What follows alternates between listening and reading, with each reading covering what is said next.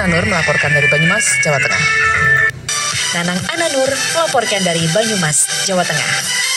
Nanang Ananur melaporkan dari Banyumas, Jawa Tengah. Nanang Ananur melaporkan dari Banyumas, Jawa Tengah. Cerita Siki, ya kan yang nunggu syukuran itu kan bergurunya film di sana saya. Paling kayak gitu. Bagi para pemirsa Indosiar dan SCTV, pasti sudah tidak asing lagi mendengar nama Nanang Ananur di program acara berita. Namanya kerap disebut di akhir tayangan sebagai kontributor berita dari wilayah Banyumas. Bagaimana kisahnya ia bisa menjadi seorang jurnalis? Seperti apa ceritanya hingga ia harus mengejar kereta api demi mengirim berita yang berhasil didapatnya? Begini ceritanya.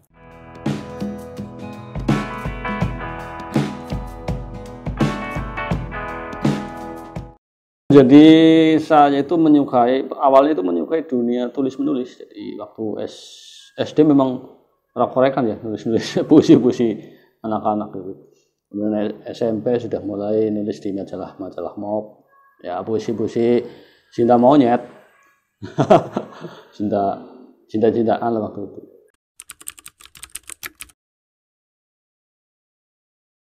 Awalnya dari itu kemudian yang mencoba menulis bukan tulisan lepas tapi tulisan yang berbentuk berita. Kebetulan saya kuliah di Jogja, kemudian mencoba menulis di Masa Kini. Masa Kini ternyata menerima tulisan dari luar bentuknya berita. Setelah itu saya mulai rajin menulis yang strike news. Kemudian mendaftar di Jogja Post waktu itu. Jogja Post itu waktu grupnya Media Indonesia waktu itu. Saya menjadi koresponden di Banyumas waktu itu. Wah, zaman kuno banget ya. Ngirim korannya bengang kok kayak Pak Armada. Yang nulis Siki, berita Siki, ya nulis berita Siki, ya kan yang nunggu ngesuk koran mobil judulnya koran lo. Beberapa tahun nanya nembe titip beritanya. Lah beritanya betul ngesuk, berarti 2 hari. Berita hari Senin, tayang hari Rabu. Orang kayak sih kan hari Senin jangankan hari jam aja kan bisa. Waktu itu bisa tayang, waktu itu langsung tayang.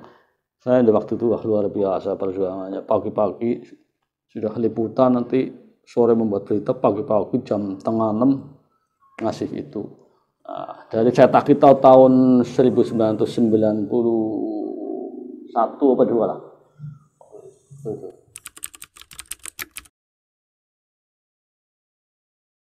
Kemudian setelah di Jogja Post, kemudian ada koran lokal Sudirman Post tahun 9 berapa ya waktu itu ya, lupa loh.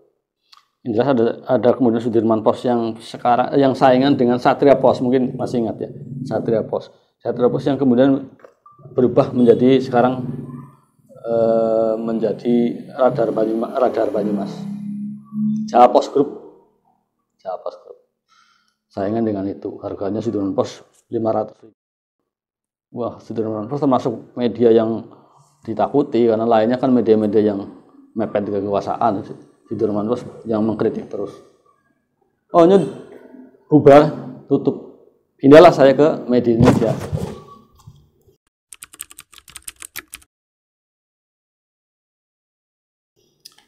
Di Media Indonesia berapa tahun saya? Ada beberapa tahun ya, yang akhirnya kemudian ketika di Media Indonesia kemudian ada bikin TV, Metro TV, pindahlah saya ke Metro TV. Waktu itu masih sangat dihargai sekali, live report lewat telepon saja, jadi waktu itu dihargai 70.000 waktu itu. Nah, sehari saya bisa berapa live report. Di sini belum ada koresponden Metro TV waktu itu. Demo saja saya cuma live report, belum pakai kamera. Terus belakang baru pakai kamera. Nah dari Metro TV kemudian saya lihat ada lowongan itu apa Indosiar. Saya daftar di Indosiar. Tapi selang antara saya lepas dari Metro TV ke Indosiar itu saya lama kan kemudian di Jakarta. Jadi ada selang waktu loh jeda itu. Jadi tidak kemudian saya langsung pindah ke Indosiar. Saya dipanggil ke Indosiar saja 3 tahun kemudian kalau tidak salah itu. Enggak dipanggil. Hanya saya hidup di Jakarta, disitulah saya mulai menggeluti dunia film. Karena kebetulan background saya di Jogja itu memang bergulirnya dengan dunia film, sehingga di sana saya ketemu dengan teman-teman, kemudian saya bermain di sejumlah film yang paling banyak saya main itu di LaTV. LaTV itu yang sekarang TV Ban, film miniseri 13 episode. Kemudian di film-film lain saya sudah enggak berapa jumlahnya, kurang tahu lah.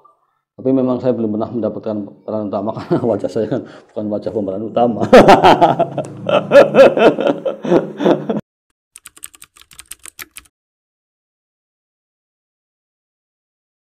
Nah, pada tahun 2003 itu saya ditelepon, kemudian suruh memperbaiki CV Indosiar, tes melawan 67 pendaftar kalau nggak salah, yang diterima aja 7 atau berapa.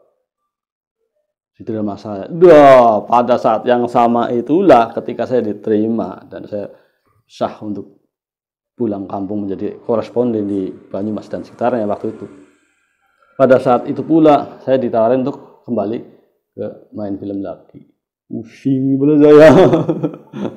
Loh, saya daftar lama nunggu-nunggu ya. Tiba-tiba ada peluang emas kan. Bingung antara meneruskan dengan dunia itu apa saya pulang. Berdoalah saya. Sing kanang-kanane dalam sholat istikharah itu kanang-kanane kowe pulanglah, temani orang tuamu yang sudah tua. Kanang-kanane loh. Oh iya. Berarti saya disuruh pulang, terus ini menjadi istilahnya menjadi kontributor Indosiar resmi.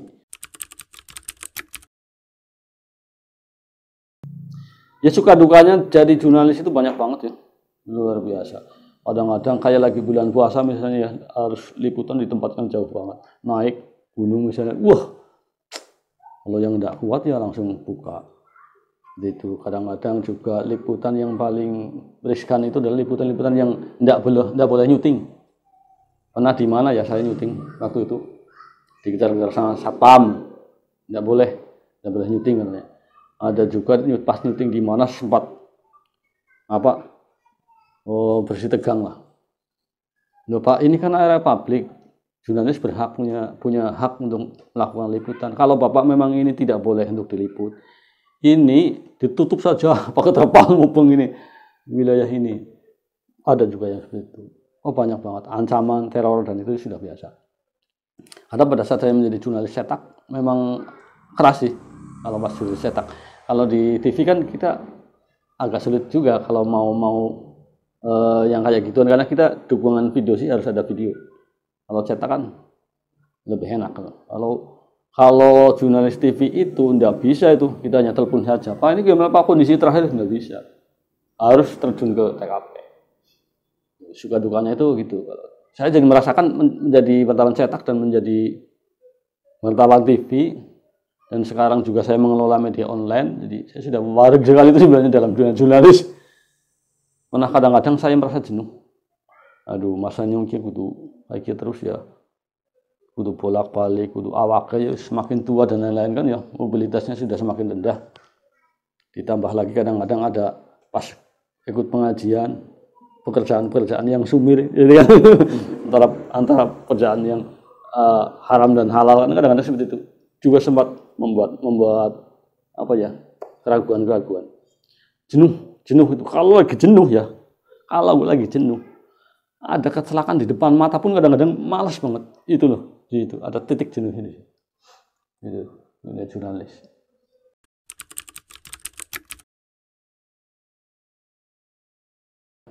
Ini kisahnya luar biasa. Zaman dulu ya, waktu belum ada internet kayak gini, saya ngirim itu pada kaset ya, yang di sini, kaset des. Kita liputan pagi-pagi. Nanti ngirim ke Jakarta kan kayak gini pakai file. Ini dititipkan ke kondektur di kereta api nih. Kita jam 2 di kereta apa ya? Taksaka apa ya? Kita lari ke stasiun. Ngejar situ sudah dibungkus kepada yang terhormat redaktur di sana, titipkan ke redaktur. Kita kasih uang rokok kepada mereka. Setiap hari seperti itu. Layun, sekong Banyumas ngejar kereta jam 1:30.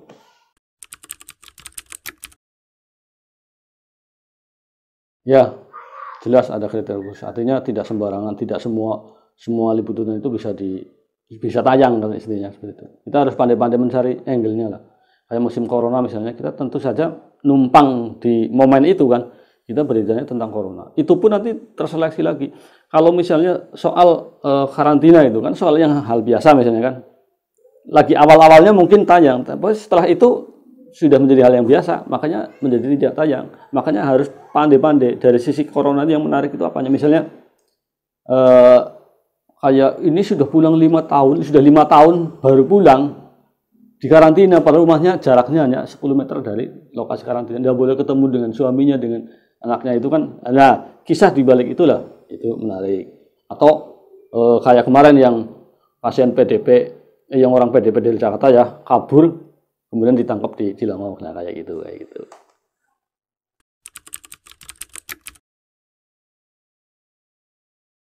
Kantor itu memberikan batasan-batasan. Kalau liputan harus seperti ini, ada protapnya, apa istilahnya ya. Jadi tidak bisa sembarangan asal selonong. Lah pula kita juga harus menjaga diri lah, ya kan? Harus tahu diri bagaimana liputan yang tidak berbahaya. Makanya kan saya jarang berani untuk liputan di rumah sakit. Saya memilih tidak liputan daripada saya kena virus. Pasti antara biaya pendapatan dengan saya harus sakit, kemudian dengan biaya lebih besar jiwa ya, mendingan saya jaga jarak. Banyak kok di Banyumas sendiri udah banyak yang lockdown sendiri di rumah. Dari 30-an mungkin wartawan yang biasa berkeliaran, paling sekarang tinggal berapa, 10 atau 11. Selain berprofesi sebagai jurnalis, Nanang juga merupakan seorang penyair, pencipta lagu, dan beberapa kali bermain sinetron bersama artis ibu kota. Salah satu film televisi yang terkenal berjudul Undangan Kuning. Ia beradu akting dengan artis Kirana Larasati. Aktingnya sebagai seorang pria bernama Wanto diperankan dengan baik. Lalu, bagaimana ceritanya sehingga Nanang bisa membintangi film televisi yang tayang di SCTV tersebut? Undangan Kuning itu malah justru tahun 2007, oh ya. 2007 saya sudah di sini. Iseng-iseng ikut casting, duduk di situ. Begitu sutradaranya datang, rambutnya segini, panjang. Oke ya. Begitu yang di casting, loh, ini kenal bahwa saya sebenarnya sudah kenal di Jogja dengan sutradara itu. Itulah awalnya, kemudian menjadi akrab, kemudian sampai beberapa film lagi, dan akhirnya sama-sama pulang kampung, kita bikin film-film pendek, akan dengan cita-cita yang sangat luhur dan mulia mungkin ya, memindahkan industri film di Jakarta, kita pindahkan ke sini. Kenapa tidak? Toh semuanya sama. Alat-alat kalau kita punya, kenapa? SDM, ya insya Allah lah, kalau kita mau belajar, kita bisa, ya kan? Kita pindahkan ke sini. Mereka repot-repot datang ke sini untuk syuting film-film di desa dengan biaya yang sangat tinggi, ya kan? Membawa peralatan dari sana, biaya sangat tinggi, orang-orangnya juga dari sana. Kenapa kita tidak seperti itu? Kita beli kalau punya uang, kita punya alat sendiri, standar lah ya. Ini standar film. SDM-nya ada, ya kan? Kenapa tidak? Itu kita cita-citanya seperti itu.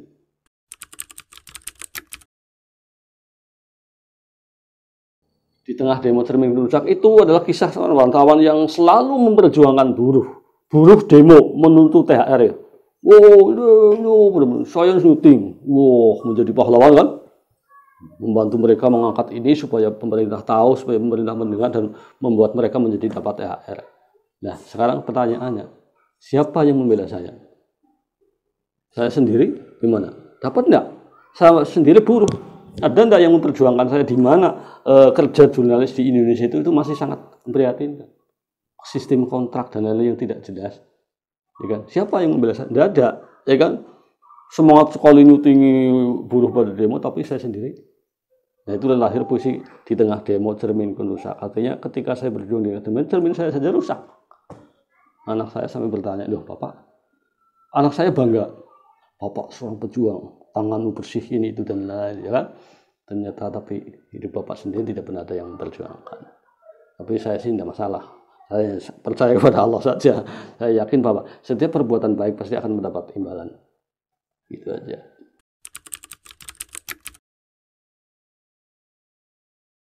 Saya sedang membuat ilustrasi musik dan menciptakan musik-musik, menciptakan lagu-lagu lah. Saya ingin yang original, mau bikin lagu yang original untuk soundtrack musik atau soundtrack film atau apalah. Meskipun ya dunia musik ya dunia saya beriringan dengan dunia puisi, dunia bocah nom lah, ya kan? Nyanyi puisi, nyanyi kan dulu saya senangnya nyanyi lagu puisi di depan cewek, ya kan? Bahasanya puisi. Ngono-ngono itu, wow luar biasa, mau ya maklum lah. Saya kan tidak didukung dengan wajah saya kan, wajah saya kan kurang tampan, makanya saya harus pandai menipu cewek-cewek itu dengan bahasa puisi. Oke.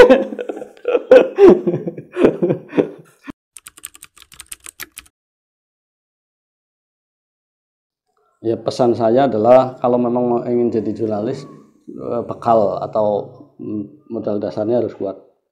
Karena menjadi jurnalis sekarang itu banyak sekali cobaan, khususnya jurnalis menjadi bisa dibeli itu yang mengerikan sekali. Makanya modal dasar kemampuan secara teknik maupun mentalnya itu yang harus diperlukan. Jangan jurnalis yang hanya jurnalis saja, hanya terjebak dalam permainan politik. Jurnalis menjadi tidak independen, itu yang harus, ya Anda tahu sendiri ya kan, di setiap era pemilu kan lihat media sudah menceng-menceng miring-miring ke sana kan, itu yang harus dihindari.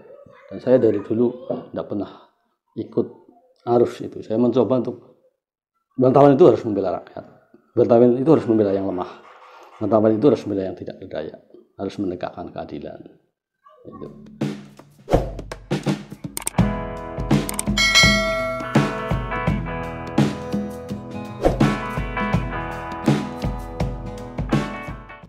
Demikian cerita kali ini.